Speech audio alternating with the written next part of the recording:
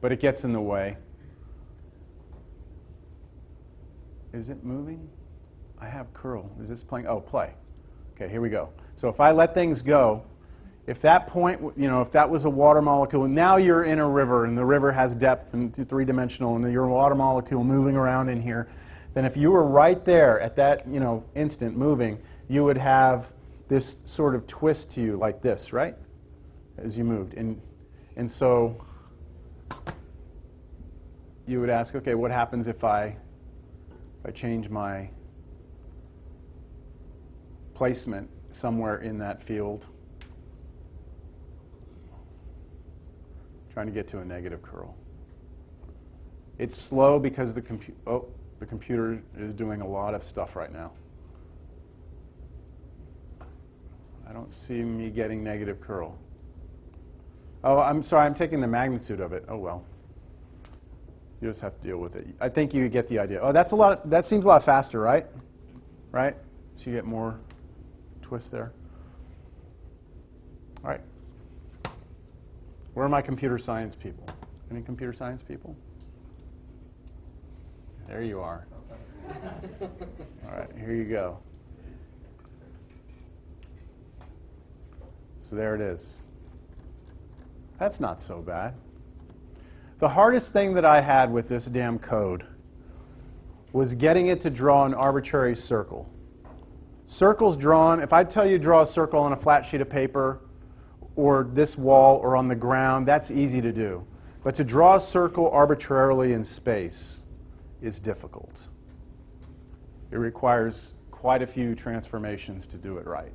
So, yeah.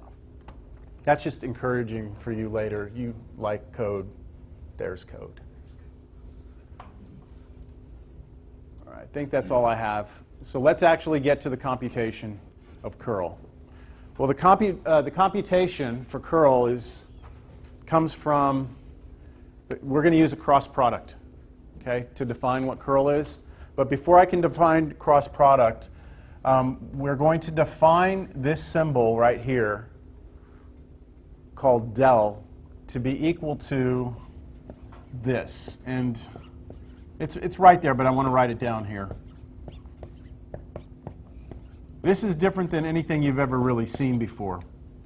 Because if I give you a vector, usually you want me to plug some numbers into that vector, or usually you want that vector to have like functions in it or something, right? Variables. This is a vector that we are defining to not be any of those things. The first component of this vector is what we call a differential operator. It's an operator. It operates on functions. You put this together with a function, and it takes the derivative of it with respect to x. You put this together with the function, it's going to take the derivative of it with respect to y, but it's not true multiplication. Do you see that? It's not like 2, 5, 7, then you just multiply numbers. That's not what's happening. You're operating. This tells you what to do. So this symbol represents the del, which is the differential operator. Okay. So curl is defined to be, curl, the way we write it, curl f, is defined to be the del crossed with the vector function f. And here's the standard notation for it.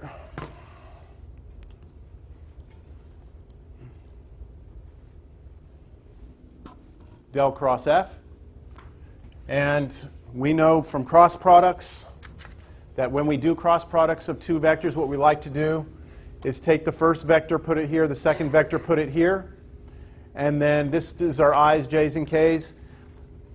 And our answer should be a vector. So to figure out the first component, we cover up this, right? And then we do a determinant right here, right? And then we cover up this and do a determinant, and then this and determinant, right? By the way, P, Q, and R, it's up here in the notes, are the component functions for the vector field, P, Q, and R, as they've been for a while now. Yes? What order?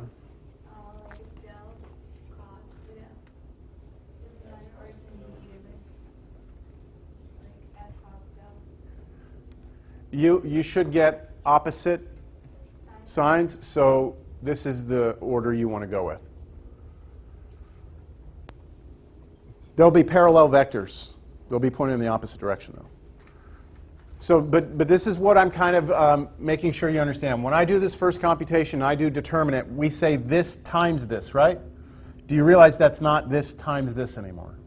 It's the partial derivative with respect to y of this. So that's what this is. Minus, so going this way now, we normally say this times this, but again, it's not multiplication. It's the partial with respect to z of this, which is partial of q with respect to z. Understand? And then you keep going and finish off the rest of it. It's computational. There's no magic here. Or you just got to know how to do cross products and take derivatives.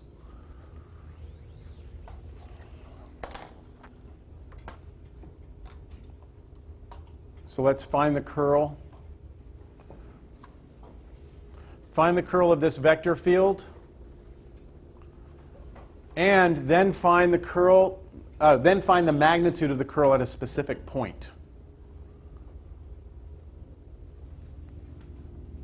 So the curl of f will be equal to del cross f, which is equal to this thing, I hat, j hat, k hat. By the way, in the homework solutions for this section, which I posted today, I don't write I hat, j hat, k hat. I just do the two vectors. But following the book's notation, that's what they do. So this, xy squared, no, hold on, oops. Let me give myself a little more room here. I need my del first. So del would be partial with respect to x, partial with respect to y, partial with respect to z. And then x squared yz, xy squared z, and xyz squared. Why don't you try that? See if you can get it. Okay, that enough time? Y'all got it? Okay. Try and do it without writing each one of them down like partial of this. Like do the computation if you can. You know what I'm saying? Like if I do the first one, I'm going to do the partial with respect to y of this. Like do that mentally if you can.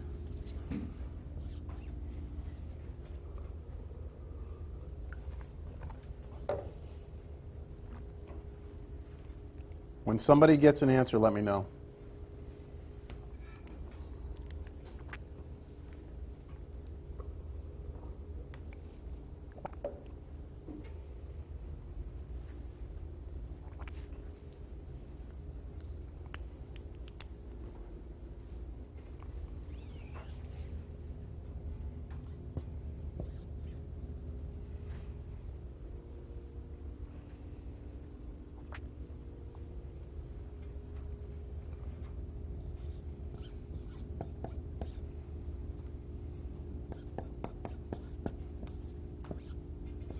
I'm writing down on the board what I told you not to do, just so that we have something to reference just in case.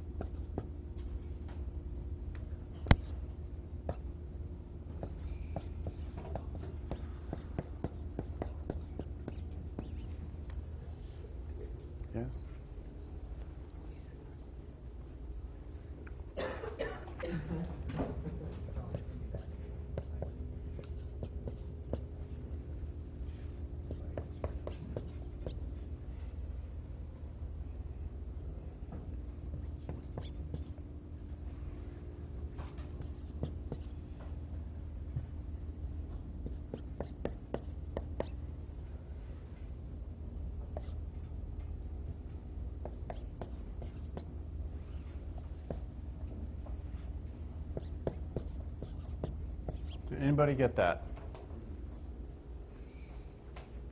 Yes? Okay, that's your curl. Now, what is the magnitude of the curl? Well, find the curl and its magnitude at a specific point. So now, if someone tells me x, y, z, what I'm doing is I'm actually going to find, in three-dimensional space, if you go out to that point, I'm finding that red line segment, and if I take the length of it, it tells me how fast that yellow wheel was spinning. Okay? So that's my symbol for at. At the point 2, 1, 0, we have that the curl of f is equal to, it's a vector, 2, 1, 0. What do you get if you plug in 2, 1, and 0 for x, y, and z here? Negative 2, 4, and 0. Agreement? Okay. And then what is the magnitude of the curl? Root what? Root 20 or 2 root 5. Okay?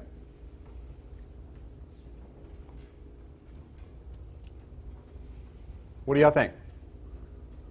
Pretty straightforward? Just a computational thing? All right.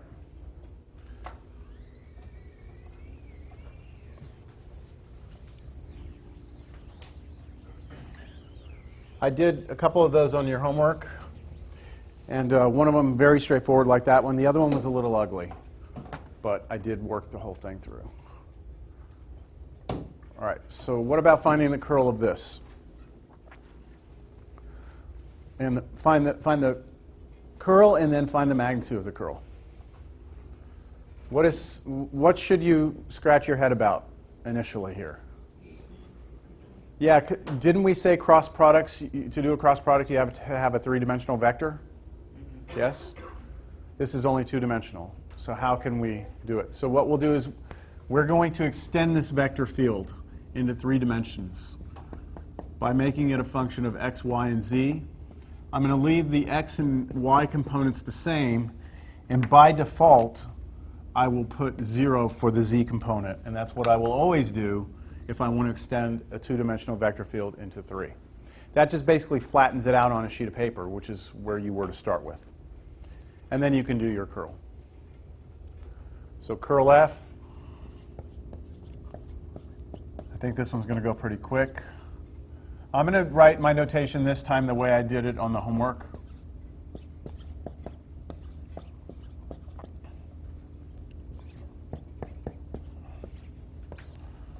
What's the curl?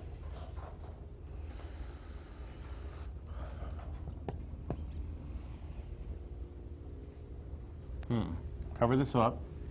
Partial with respect to y of 0, 0. Take away partial of x squared with respect to z. Just 0. Sorry, I didn't see negative x squared. Just 0, right? Because you're treating negative x squared like a constant. So you're getting 0 there. And then when you do this one, 0. And when you get this one, negative 2x, so negative 2x. All right? What's the magnitude of the curl?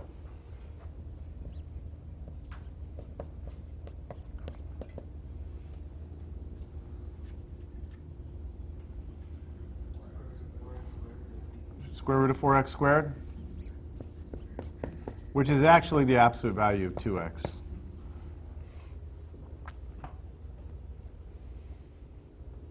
Okay. Do you recognize this vector field? It's the first one I showed you where the arrows were going bigger on the outside, smaller on the inside. Do you remember at the center that I wasn't spinning? So when x is 0, what's my curl? 0, 0, 0. The 0 vector, right? Which means I don't have any spin. The magnitude would be 0, no spin. If I moved out to the left, right, it got bigger, curl. So you can see if I put a bigger x value, either negative or positive, I'm going to get a bigger curl. Yes? But notice when I moved up and down, do you remember this? Nothing changed. You see how there's no y in here. So this curl is independent of y. And you can see it in here now.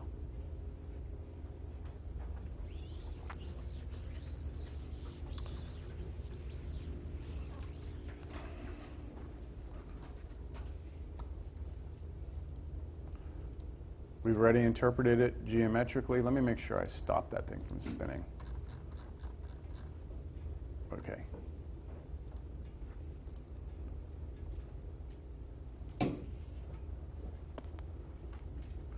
Definition here, it's kind of hidden in here.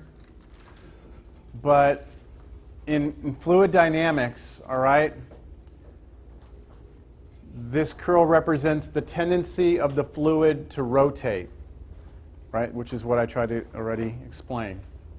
If the curl of your vector field is 0, then there is no rotation, and the field is called irrotational. That word look familiar? I think that word's on your take-home test. Yeah. It is. This just talks about extending the vector field, like I just said. If you extend a vector field from 2 dimensions to 3, you just always let your z component be 0.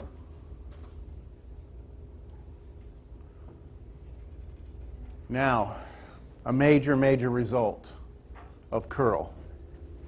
Do you remember that if we had a vector field in 2-dimensional space, that we could check to see if it was conservative or not?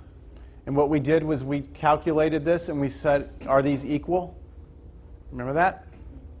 But I said we could not do that in 3-dimensional vector fields. We now have a way. And here's the condition. That's it. That's all you need. If your curl is 0, if the curl of your vector field is 0, it's a conservative vector field. So everywhere in the field, nothing's rotating.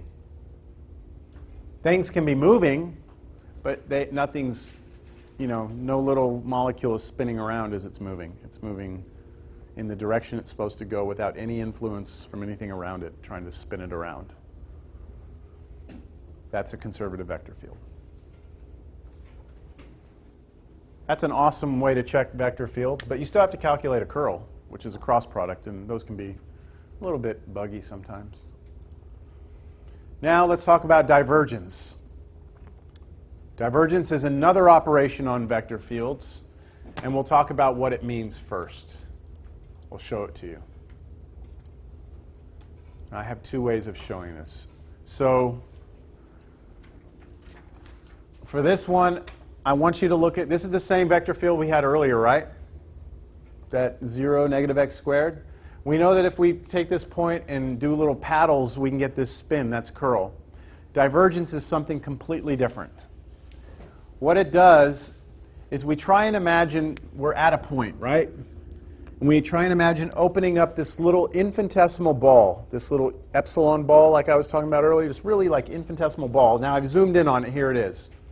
If I look at all the points around this ball and pick some points, there's a vector at each of those points around the ball, right? There's a vector from the field.